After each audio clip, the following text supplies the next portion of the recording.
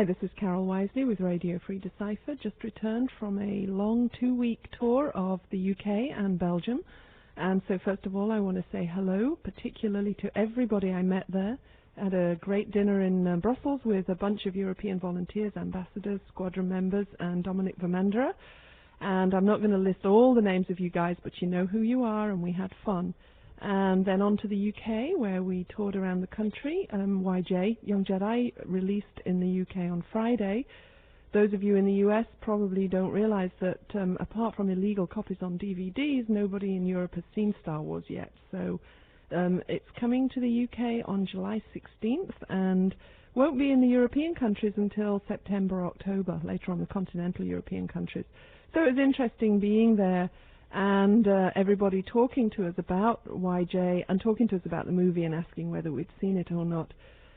It was good to be demoing Young Jedi again and to watch how quickly kids can pick it up. And for all those of you out there in the US, I know how hot Young Jedi is at the moment. I know that some of you are beginning to run tournaments, be involved in tournaments, and I hope you're having fun. Don't have any news for you yet on a release date for Jedi Council, but it can't be that far away. So keep the excitement going for Young Jedi, keep playing and having fun. And for all of those newbies in the UK who are picking up your first decks over the last few days, hope you're beginning to discover some of the strategies. If you look on our website, www.decipher.com, you'll find that there's already quite a lot of YJ information, including an FAQ with some of the more often asked questions. So if you've got young players or new players, or if you are a new player and you've got some questions, check that out first before emailing Justin. If you still want to email Justin, his email address is jediknight@decipher.com, and he's prepared and primed to answer all your questions, even from such a remote location as Australia, where he's touring at the moment. So we've all been out on the roads. What else is new here? Well, we're a very few days away from the street date of Endor, and I have Kyle Heuer, better known as Rogue Leader, and Kendrick Summers, the marketing manager and team leader of the marketing department. Gold leader. Gold leader. Did I say red leader? Oops. No, you didn't. Oh, honorary and gold leader. Honorary title, gold leader. Darn it. And they're going to talk to me a little bit about Endor, because, of course, as lucky Decipherians, they've already had their fingers in many a display box over the last couple of days. Although they did tell me today that they're trying to repeat the player experience and not opening too much, but trying to ration themselves to the amount of new cards that a regular player would probably buy in the first few days to build their decks and to explore some of the strategies. So we're also going to talk about Booster Draft, but before we do that, let's talk about some general impressions of the set. How are you feeling about it, Kendrick? I'm really excited about the combinations that are available for both the light side and the dark side. I think the Rebel Strike team and the Biker Scouts offer some pretty unique opportunities. And when the product development team and Decipher as a whole says that Endor is a standalone set, we really mean it. It stands on its own legs, and Endor is a real viable set of battlegrounds. So we've been having a lot of fun shooting weapons and forfeiting hit characters all week. So it's been a lot of fun. Well, I had got my hands on the very first Endor cards that I'd actually seen yesterday when Carl picked me up at the airport, and I thought they looked fabulous. I saw a lot of those Imperial character cards and you know, the verb cards in there. Some of those images are amazing. I also saw 3 foils, I think, and they were beautiful. Beautiful cards. A lot of bad guys dressed in white. A lot of bad guys dressed in white. A lot of forest. Yeah. I guess it's set on Endor, so I guess that would be forest. Sorry, guys, I'm tired. I've had a long trip. Kyle, what's your impressions of the set? Well, last night I was watching Kendrick play, and one of the funnest things I've seen in a long time happen. He, with just I think 3 characters and a number of weapons, was able to take out 2 of his opponent's walkers plus 4 more characters. It was like an amazing amount of, like, his opponent's, everything on his side of the location was hit by a weapon, and so he had to lose everything regardless of what else happened in the battle. So that was pretty amazing, and I think it was the first time I've ever seen that. So weapons definitely are going to be playing a major part of the light side arsenal. So. And you got any foils yet, apart from the 3 you showed me? Yeah, I've gotten a couple. I got a Daughter of Skywalker one the other day. That was pretty fun. So. That would be Leia, I guess. Yes, that would be a Leia persona. Cool. Good. Well, let's talk about booster draft. This is something that we've been promoting for Endor, and I believe we're going to have the first major booster draft at Origins, which begins next Thursday in Columbus, Ohio, for all of those of you who can make it there. And those of you that can't, I'll try and send some dispatches by email from the show so that we can actually get something up on the website. So tell me about your experiences and offer some advice to players out there who might get involved in a booster draft over the few days after the release. Kendrick, you go first. Well, actually, I was going to defer that one to Kyle. He and Joe have just written an article for the website, and if you haven't checked it out, you should go read it. It's got some really good advice on specific cards. So, Kyle, go ahead and give it a shot. A lot of the major advice that I can really offer deals with the starting interrupts. Knowing which locations to choose as your starting location and which to choose with your starting interrupt is a real key, and picking the wrong ones can really start you off with a really bad game. In particular would be the Endor Dark Forest for both sides. That location is a good location for both sides. For the light side, it gives them 2 force and the dark side 1, and for the dark side, it's just the opposite. It gives the dark side 2 force and the light only 1 force.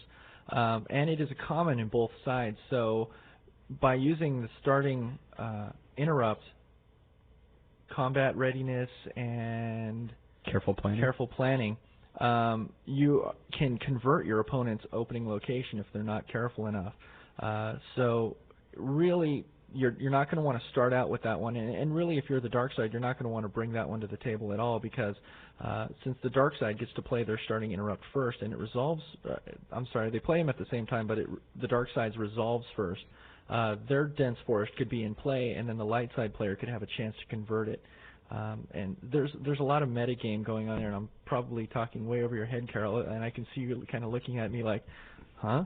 But actually, I'm looking at him with intent concentration, because we're actually going to run a booster draft here about 3 o'clock this afternoon, and I'm going to play as the token rookie newbie, absolute, doesn't know much beyond a New Hope kind of player, and just to see what kind of experience I have. So I'm actually trying to learn, Kyle.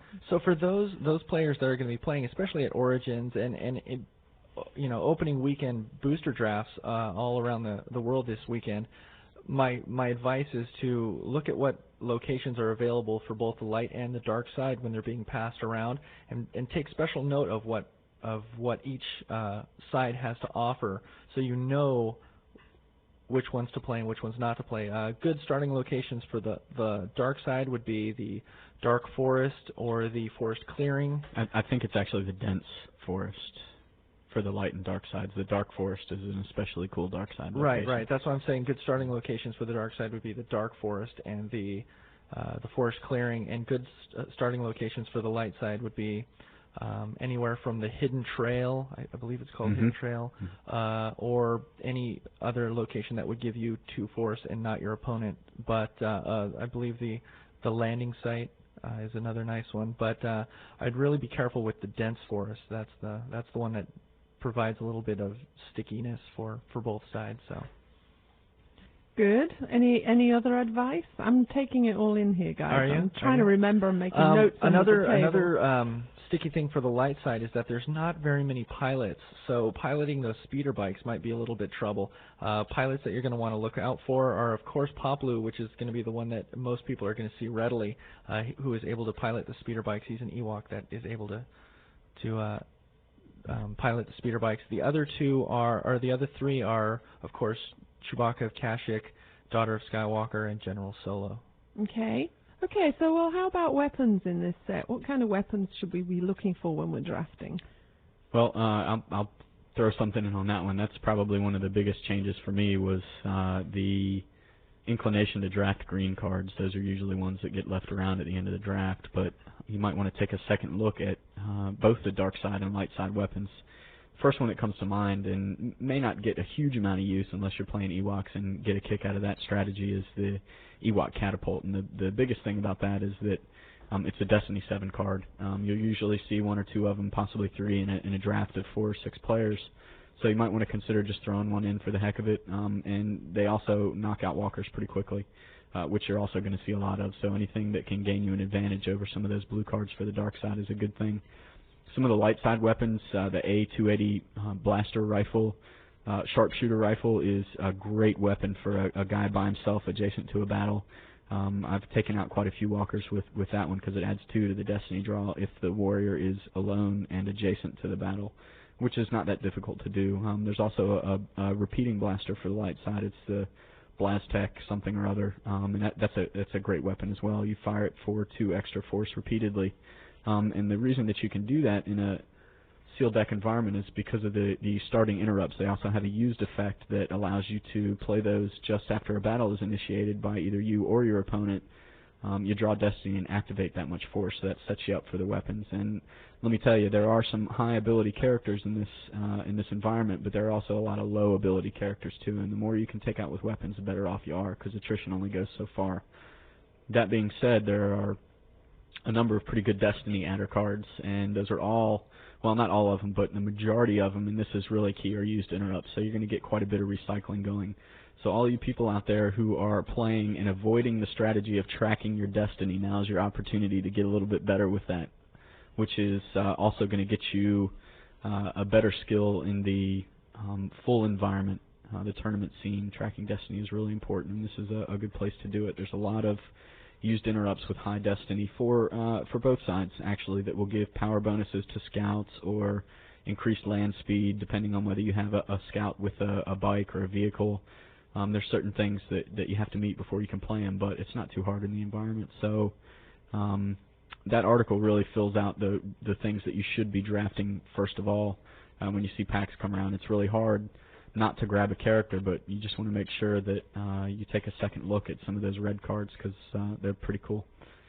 Good. Kyle, any comments on that? Absolutely. Well, one of the other light side cards that is really never should be underestimated is the character Corporal Beezer. She is an amazing character. One of the dark side strengths on Endor is its ability to react. There's a lot of the vehicles, the speeder bikes, a lot of those things are able to react to a battle or a force string, but Corporal Beezer's game text nullifies that. The dark side cannot react to wherever she is at, so that really hinders the dark side's ability to, if your opponent's trying to set you up for a big react and like come and battle me, egging you on, you can throw down Corporal Beezer and really put a hurting on the dark side when you really need to. So that is one card almost always that when you see it in a draft, we've all been like, oh, okay, that, it's just a no-brainer. You take Corporal Beezer because she's really, really an important character. So. Cool. That's one of the places where you're going to struggle with drafting the golden ticket. That's a decision that you have to make every time you see one of those cool foily cards. Is okay, you want to draft that for your collection, but is there something better that you could pass that foil up for because you're drafting 50 cards or so, and you need to make sure that they all count. So it's a tough call, but Corporal Beezer is one that you might want to pull. So for the total beginners out there, a booster draft usually uses 6 boosters for Endor? Correct. And that gives you 54 cards to draft from? Approximately. Roughly 54 cards, and you have to build? 40 card deck. And the game duration? I think even in the booster draft environment, we're looking at an hour time limit. Right. Some advanced, gamers or some isolated groups of gamers might want to drop that down, but I think the sanctioning is going to be for an hour if you do time games. Okay, cool. Any other closing words on Endor? I mean, we're very, very close. Yeah, this is really a cage match environment. Any other sealed deck environment that you're going to play in, you're going to have multiple locations on different systems, and Endor is really, we're talking one planet system here, so nowhere to run, nowhere to hide. Get the weapons and get the characters that are going to be able to knock some heads around because you will face off against your opponent. Both sides can react and fly around everywhere. Outside of the booster draft, the Endor-only environment, though, I think that we're still going to see Endor being played a lot. It's one of those few systems that has a lot of battlegrounds related to it, so it's definitely going to give Tatooine a run for its money as a place to rumble with all your big heavy hitters. So we'll probably see a lot of Endor being played in the regular tournament scene too. Great, and just a word for all of you who want to start preparing for events next weekend. We actually have had some information leaks recently, which is unfortunate. We like to try and keep information away from people until release day because we feel it's more exciting then when you open those packs up to see stuff that you didn't know. Of course, we do show some cards beforehand and we show the rules. and we do some stuff like that. But this time, the spoiler got out there and is on a couple of websites, and so we're actually going to put it up on our website this weekend, probably just in PDF format until Monday, when we should be able to get it up in text and maybe HTML. So if you want to read it, come to the Decipher website. It'll be signposted from the very first page, and sometime over today or tomorrow it should appear, and that will give you guys a chance to read the stats and the information. I still feel that the excitement of actually seeing those cards is great. I was thrilled when I saw them last night, and I was particularly thrilled to see the foil cards because despite the controversy, I personally love foil cards, and I think the Endor ones look fabulous. There's something very, very special about them. Tempest one. As a collector, I will be absolutely out there trying to find a full set of those.